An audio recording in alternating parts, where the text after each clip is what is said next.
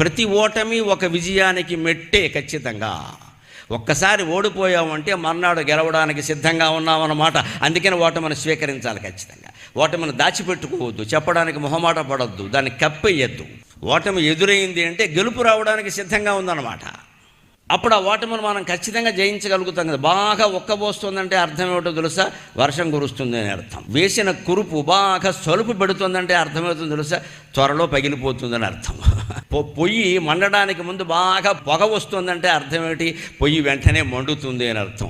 ఓటములు బాగా ఎదురవుతున్నాయంటే అఖండ విజయం నీకు ప్రాప్తించడానికి సిద్ధంగా ఉంది మిత్రమా. ధైర్యంగా ఉండు, ధైర్యంగా ఉండు. ఒక ఉద్యోగానికి పనికిరానంత మాత్రాన, ఒక ప్రేమలో విఫలమైనంత మాత్రాన, ఒక పరీక్షలో అనుకున్న మార్కులు రాకపోయినంత మాత్రాన, ఒక కళాశాలలో అనుకున్న సీటు రాకపోతేనో ఆత్మహత్య చేసుకోవడం పిరికితనం తప్పితే ఇంకేం లేదు ఇక్కడ.